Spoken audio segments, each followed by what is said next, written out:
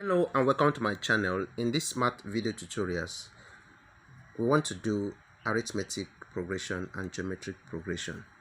So the definition of these things are not really the problem.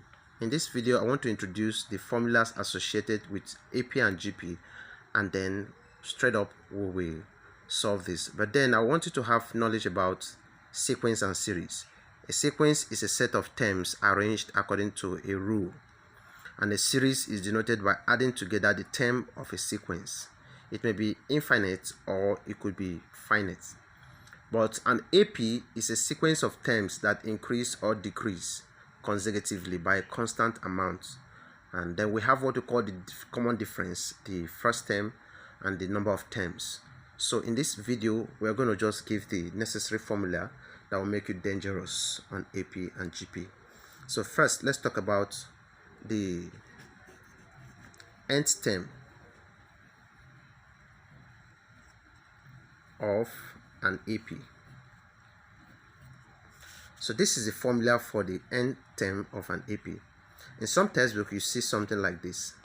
That denotes the nth term of an AP, and it's given as a plus n minus 1 d. Alright, in some cases you see it like this, and you have a plus n minus 1 d. These two expressions are the same, and let's call them equation 1, and therefore the nth term of an AP. Sometimes when the last term is given, you want to see the formula to appear like this: a plus n minus 1 d equal to L.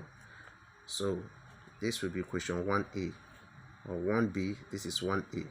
So these terms are simple. The a is standing for the first term. The n is for number of terms.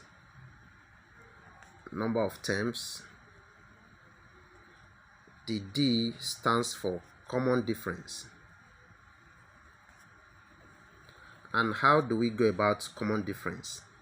Let me explain this in 1 second. The common difference is always calculated by subtracting the second term from the first term. It could be from the third term from the second term. It could be from the fourth term from the third term, just depending. For example, if I have something like this, say 2 plus 4 plus 6 plus 8 plus ... Alright, so, and I want to get the first term. How do I get the first term? This first one you're seeing, the first number you're seeing, is your first term. Of course, the number of term here is something you can't say because of this infinitesimal symbol. That means it is an what they call the infinite. That means it doesn't have ending, it continues, so you can't get the end term in this case. So, but for the common difference, you have to subtract this second one like this formula, the second from the first.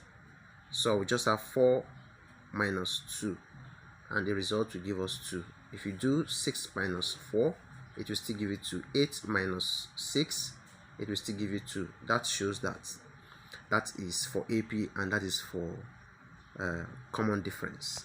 Because sometimes some question that may come may not really tell if it is an AP problem or GP. So sometimes you use through the common difference to know if it is for AP, because when you subtract this one and it doesn't give you the same thing when you subtract this from this, that means you need to divide. When you divide, you see some relative stuff that will make you to be sure it is either for AP or GP. When we solve more problem in the next video, we're going to talk more about that. So these are the necessary formula you may see, and that is the same thing. They are the same, represent the nth term of an AP, and this is for the last term when it has last term. Alright, also for AP, we still have what they call the sum of terms. Sum of terms, or sum of n terms.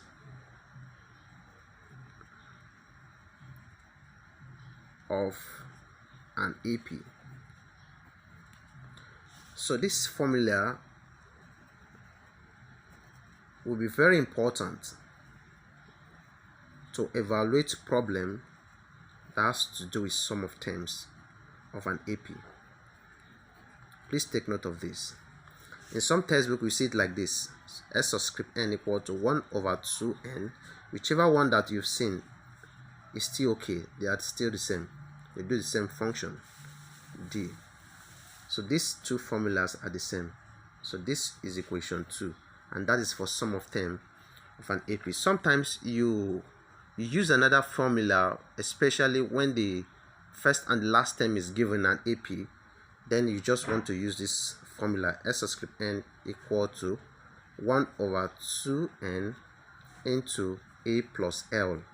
That is when the first and the last term is given in an AP, or is in some cases you want to see it like this. It's still the same thing, just like this formula that I've stated earlier. So these two are the same, and this should be for equation 3. Alright, so that will be enough for AP. If you are able to get yourself familiar with all this formula I've stated for AP, then you're good to go. So let's move straight to GP.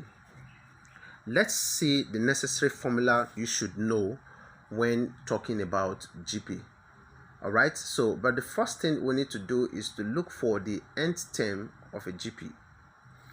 For nth term, or the number of terms, we usually have something like this: a arrow to the power of n minus 1. Let's take this as our equation 1, because this is another part we're talking about. And then also in that same vein, you can still have a subscript, alright, a arrow to the power of n minus 1. Maybe in some case you have it like this. It's still the same thing. These two formulas are the same. When you have a last term, you still have this to be like this, equal to L. Alright, where L is the last term.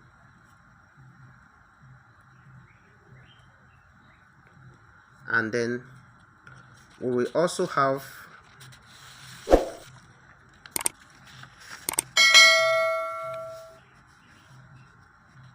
to define other of the parameters that we have here. In this same vein, we have a to be the first term, and then we have arrow to be the common ratio. This time is not common difference, it is common ratio. And how do we work on common ratio? Just like the common difference, we subtract the second term from the first term. In common ratio, we divide the second term. So arrow will be equal to arrow 2 divided by arrow 1. Or you can have it to be arrow 3 over arrow 2. Or you can have it as arrow 4 over arrow 3. So you divide the second term by the first term. That's how we work, or we get our common ratio in GP. So let's talk about the sum of terms. Sum of terms, sorry, I'm repeating it, sum of terms of a GP. So here we introduce two formulas for sum of term. I will have one to be like this: a into arrow to the power of n minus 1 all over arrow minus 1. This formula will be convenient when arrow is greater than 1. And we have another one like this for sum of term: 1 minus arrow to the power of n all over 1 minus arrow. This should be convenient when arrow is less than 1. So these two formulas, please do not forget them. They are going to be useful when you're working on the sum of term. But the last one I'm going to say before we end the video is the sum to infinity of a GP. So the formula for the sum to infinity of a GP is given as s equal to a all over 1 minus arrow. Of course, I've defined all these parameters: a for first term, and arrow for common ratio. Please take note of all this formula. If you're able to pay attention to them, I'm sure you're going to make A on this course. So thank you very much for watching. If you found this video helpful, please hit the subscribe button, like this video, and please share and comment. Bye. See you in the next video.